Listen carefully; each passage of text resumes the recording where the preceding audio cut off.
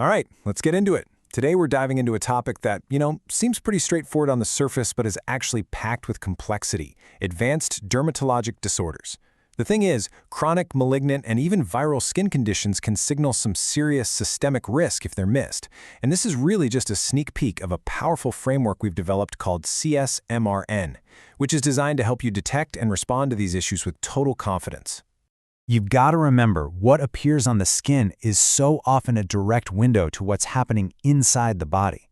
So getting the diagnosis right, it isn't just about treating some surface-level issue, it's about keeping your patient safe, period. The stakes here are incredibly high. Yeah, and this quote, it just hits the nail on the head. Overlooking that one suspicious mole could mean a critical delay in catching melanoma. And misinterpreting a viral rash for a chronic one, that could lead to the wrong treatment and a whole lot of unnecessary suffering.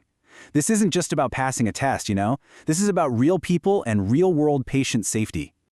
Okay, so if this is all so important, why is it so tough?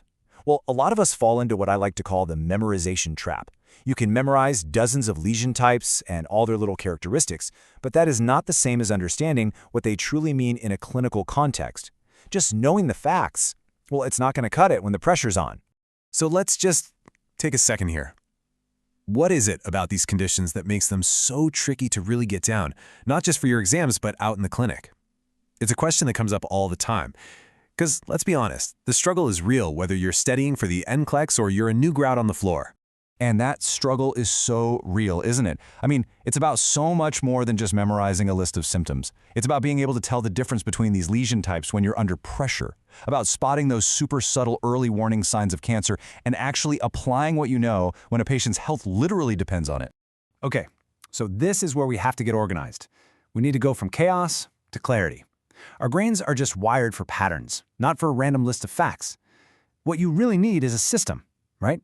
A mental framework that gives you the scaffolding to make all this information actually stick. And that's exactly what the CSMRN framework is all about. Okay, let's dive into this table. Just look at how this simple categorization instantly creates order out of all that chaos. Instead of having one giant messy bucket of skin conditions, we're grouping them by what's actually happening. So psoriasis, that goes in our chronic inflammatory bucket. Basal cell and melanoma, they're both cancers, sure, but we smartly separate them by risk. One is localized, the other is high-risk malignant. And herpes zoster, it fits perfectly into viral reactivation. See what I mean? Instant clarity. But having the categories, that's just step one. The real magic happens when you start using this framework to think. So let's see how it actually helps you build your clinical reasoning skills so you can quickly figure out the risk and focus on what really matters, both for your exams and in your practice.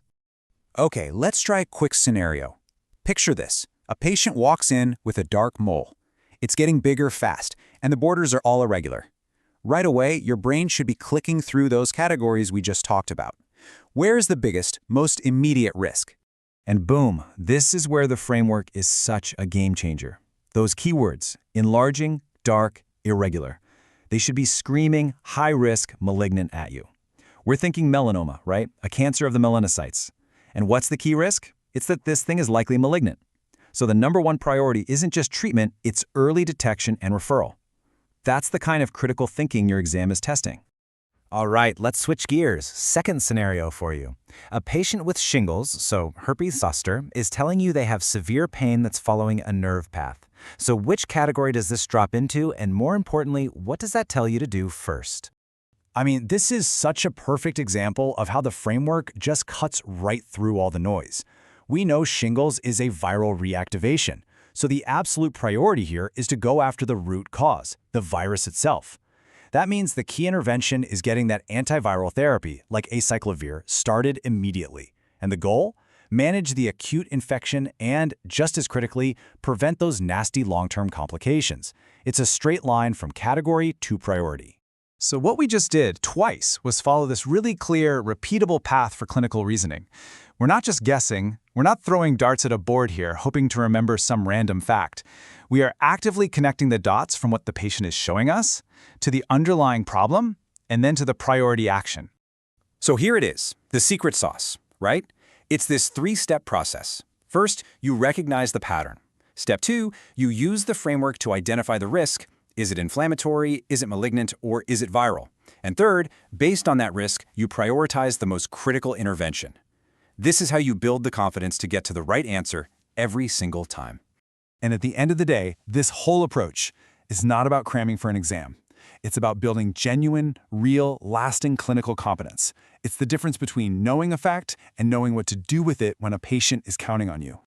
And honestly, this quote right here, it gets to the absolute heart of what we're trying to do.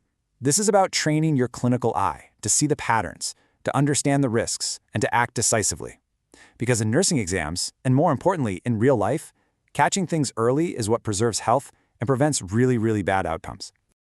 Look, we've barely even scratched the surface of what this method can do. So if you're ready to stop just memorizing stuff and start truly understanding it, the complete, in-depth framework for advanced dermatologic disorders is waiting for you inside.